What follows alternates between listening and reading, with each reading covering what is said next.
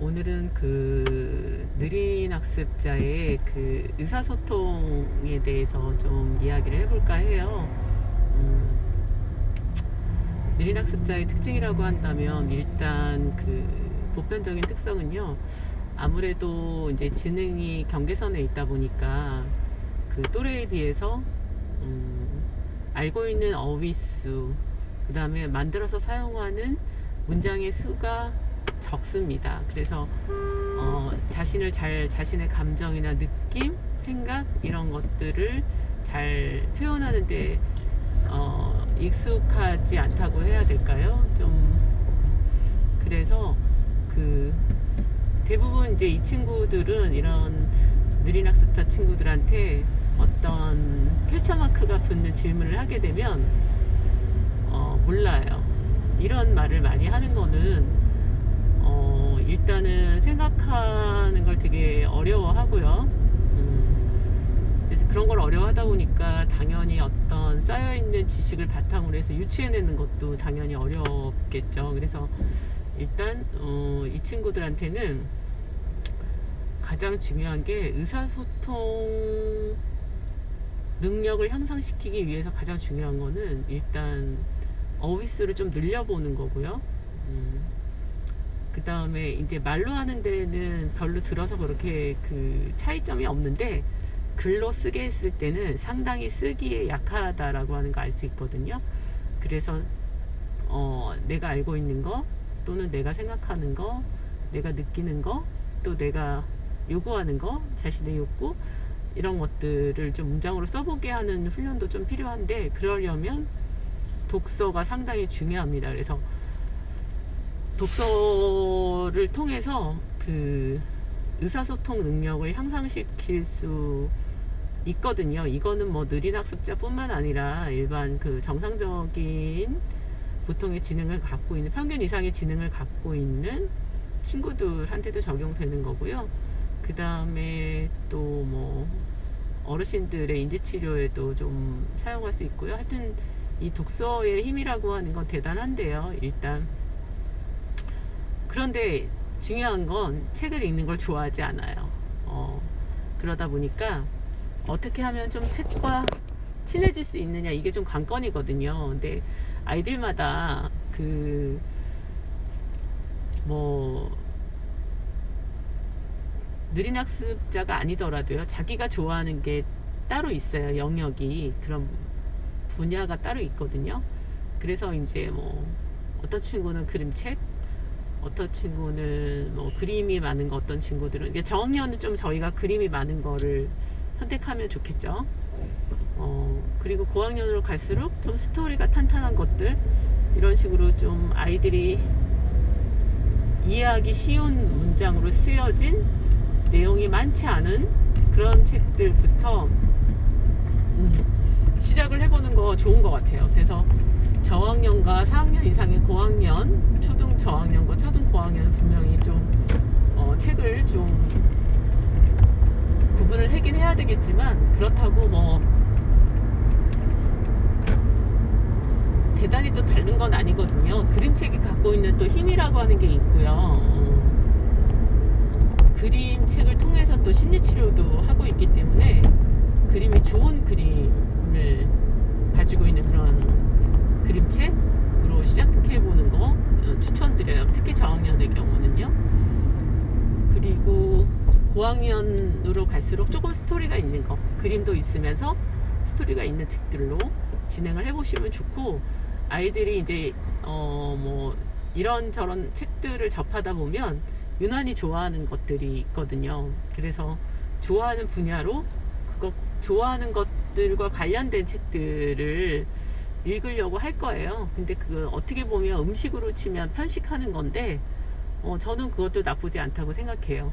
일단 편식이라도 해서 책과 친해지고 책 읽기를 좋아하고, 그 다음에 책의 그림을 통해서 마음을 순화하고, 그러다 보면 이제 다른 책에도 관심이 가게 될 거거든요. 쌓이는 것들이 좀 어느 정도 있어야 하기 때문에, 그러다 보면 책을 통해서 그 안에 등장하는 인물들, 뭐 이런 것들의 상황별 그런 상황들을 통해서 간접적으로 공감 능력도 키울 수 있는 거거든요. 그래서 일단 의사소통 능력을 향상시키고자 한다면 좀 책을 많이 접하게 하는 거, 그 다음에 이 책을 어떻게 그냥 혼자 읽어라 이렇게 하는 것보다는 같이 옆에서 엄마가 됐든 아빠가 됐든 선생님이 됐든 또는 어쨌든 이 친구와 밀접한 관계에 있는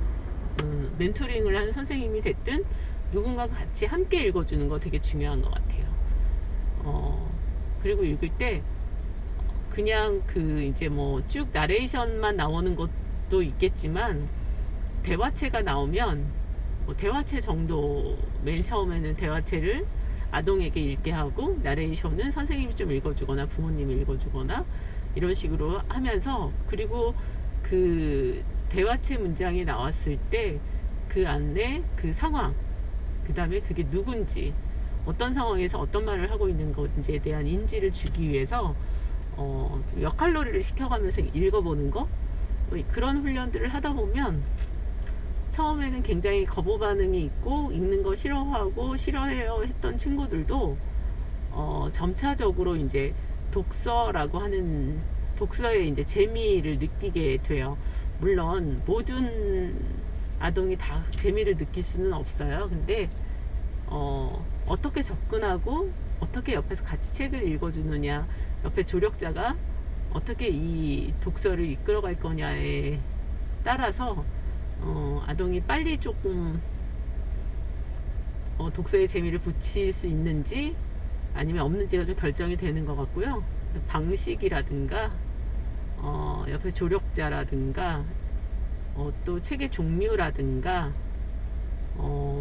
이런 것들, 많은 것들이 이렇게 좀 복합적으로 작용하기 때문에 일단 좀 책과 친해지기, 그리고 책을 통해서 좀 질문도 많이 하고요. 책의 내용에 대해서 질문도 조금, 처음부터 너무 많은 질문들을 쏟아내면 책 읽는 재미를 뺏어가 버리거든요. 그래서 처음에는 그냥 내용만 읽다가 어떤 소달락이 끝나고 나면 하나씩 물어본다든가 뭐 이런 식으로 조금 질문을 약간씩 늘려가면서 부담스럽지 않은 질문으로부터 출발해서 좀 유치해낼 수 있는 질문까지, 이제 그러기 위해서는 너무 단기간에 어떤 목표를 잡는 것보다는 시간이 걸리더라도 저는 한 12주 정도를 권유하거든요.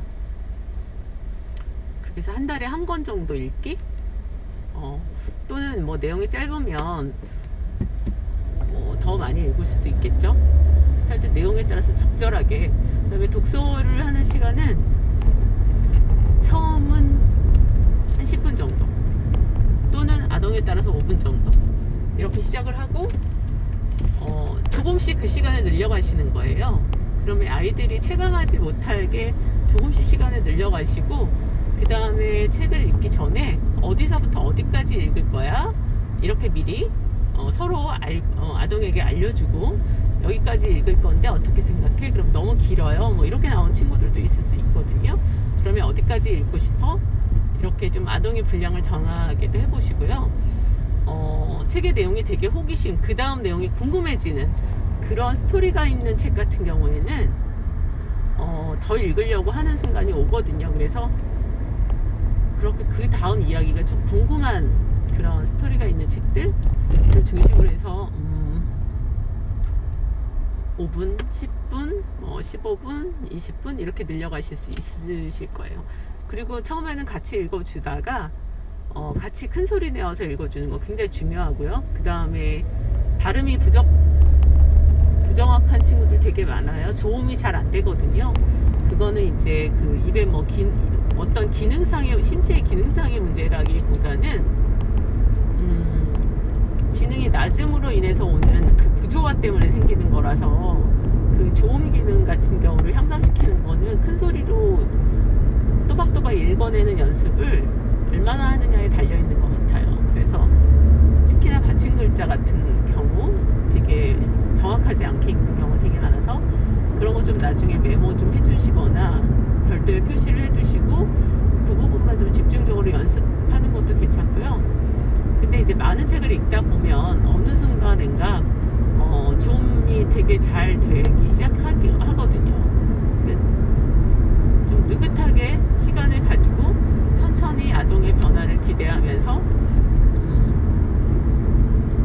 그 독서에 취미를 붙일 수 있도록 하는 이 독서 활동, 느린 학습자한테는 굉장히 좋은 활동이라고 강력하게 추천합니다.